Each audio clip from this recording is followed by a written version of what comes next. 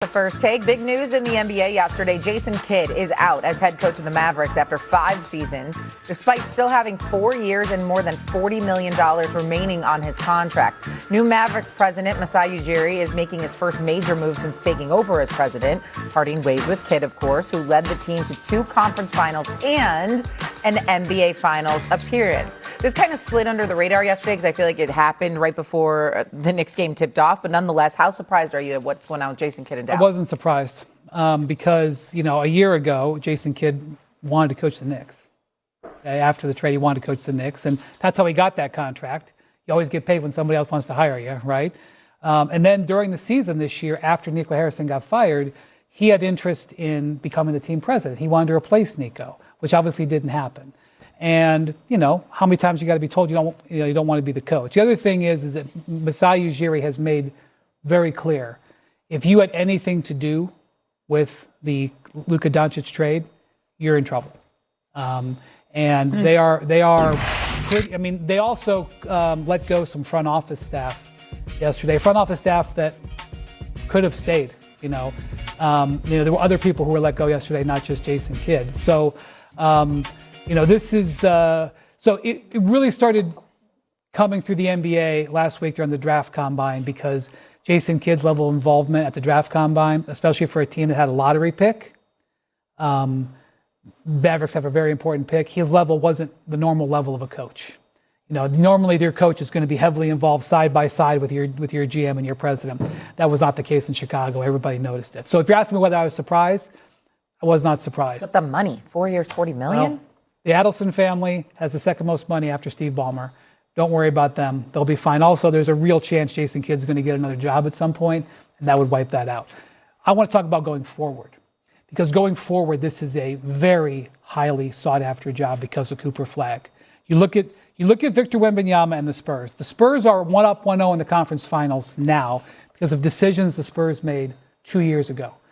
Who they decided to draft. The Stephon Castle pick was big. And then the Dylan Harper pick. And then deciding, after Greg Popovich had the stroke, that they would go with Mitch Johnson. That was a big decision. Those were big decisions that the Spurs made that put them in position now. We are at that spot with Cooper Flagg. Who the Mavericks draft in this spot, they have a lottery pick. Who they hire for this job, very, very important for the future balance of power. Because I am as high on Cooper Flagg almost as I was on Victor. I am as high on Cooper Flagg as any prospect, basically, other than Victor in the last 20 years. I loved the way this kid played. I don't like to say a kid. He's not a kid. He's a young man. I love the way he played. I love the way he competed at both ends. I think he is set up to be a transformational player there. So who gets this job going into his second year? Very sought after, very important hire. Masai Ujiri's got to get it right. Well, he hired Nick Nurse in Toronto, and Nick Nurse won a championship. I'm sure he's got a couple of guys in mind. Kid seems to run out of fuel. Milwaukee out, Nets out. I mean, he seems to, run his course after a certain amount of years. I will let you answer that. But I agree with you on Flagg. What pick do they got in the draft? I think it's number 9. 9. It's a good draft. Yeah, they're gonna. And is Kyrie Irving? Is he definitely returning? He's coming back. He'll have been a year and 16, 18 months off the ACL. Is he going to be into it? I think that Play 75 games and ready to go. Well, I question whether or not Kyrie will finish next year with the Mavericks, but I think the ownership and the leadership wants to see Kyrie next to Cooper Flagg because that pairing could work. But I do think they're obviously separated by 10, 12 years, 13 years. So I don't know if it's going to last a long time. But I don't think that Kyrie is going to be in the get him out of the camp list. Steven? There's a few things that need to be said here. I like Jason Kidd. I think he's a damn good coach. I think he will be a head coach again in this league because he deserves it. Having said that, his record with Luka Doncic was 136-87. Trip to the Western Conference Finals and a trip to the NBA Finals. His record without Luka Doncic was 69-118. You are talking about a superstar basketball player who is a global iconic brand. And this team traded him for somebody injury prone who is 6 years older, who, by the way, is no longer even with the franchise because you didn't trade in Anthony Davis to the Washington Wizards. When you think about it, Jason Kidd has been on the record, particularly after Mark Cuban, the Nardi owner, former majority owner for the Dallas Mavericks, accused Jason Kidd of being fully aware of the Doncic situation, where Jason Kidd had to come out and clarify and say that he wasn't aware of anything until the 11th hour. Nevertheless, he's associated with the Luka Doncic trade. And if we're being honest, anybody who had something to do with that should lose their jobs. And I don't say that with any pleasantries. Nico Harrison is a good dude, and I think a smart basketball mind who, outside of this situation with Luka Doncic, you can make an argument he was doing a hell of a job. They got to the finals. He acquired PJ Washington. He acquired Daniel Gafford. Obviously drafted Lively and all of these guys. Acquired Kyrie Irving. There's a lot of good that he did. Well, obviously they should have kept Jalen Brunson. That was a mistake. But the bottom line is that he was doing a good job. He will forever be attached to this deal as one of the worst in NBA history.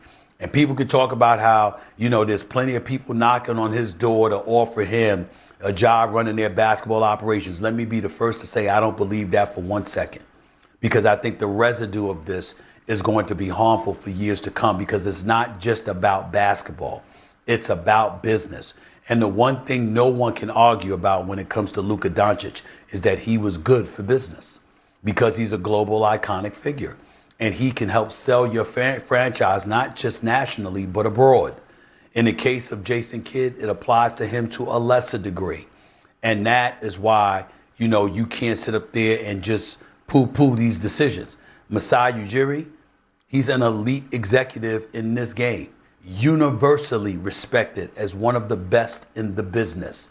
Certainly him wanting to hire his own guys play a part in it. But it also leans on what Doggy said. A few places, Brooklyn, Milwaukee, etc., where Jason Kidd, there's been some turbulence before he departed. Why should Masai Ujiri want to keep him instead of bringing in his own guy? Why would you? So he clearly made the right decision for himself. He's letting it be known that this is his franchise. He's the one who runs it. And I have no doubt that one of the conditions under which he took this job was making sure that he would have the power to make this kind of change. That's not a decision you just walk into the office and then suddenly you make that change. You get hired, and before you get hired, you let them know, listen, this is what I would want to do. Is that going to be a problem? Because if that is, that's not a job that I want. So you got to look at it from that standpoint. In the end, again, Jason Kidd will be a head coach in the game sooner than later, because he can coach. He is relatable to players. They're very, very big on development. I love the job that he did with putting the ball in Cooper Flagg's hand and having him be your point guard, even as a rookie. You could see his development, his maturation, his growth take place. And you got to give Jason Kidd and his staff all the credit in the world for how they've helped it along. But it doesn't come without its issues. And the bigger issue is what Wendy pointed to. Luka Doncic is gone. And yes, he did not play in these playoffs. But let me tell you something. Before he got injured, he was averaging damn near 40 over a stretch. He was an MVP candidate. He was absolutely positively elite, and the Lakers were benefiting from it. Not just on the basketball court, but at the box office. Not just at Crypto.com arena with people walking through those turnstiles, but nationally and abroad, because he's that kind of magnet. You do not give up on somebody who essentially can pay for themselves because of the popularity that they have and the money and the revenue that they pour in for you. You just don't do it. And that's what the Dallas Mavericks did under Nico Harrison and Jason Kidd. And it will live with them in infamy. Much less Jason Kidd, much more for Nico Harrison. Right. So Jason Kidd leaves Dallas after 5 seasons. Again, as we have all pointed out, he went to the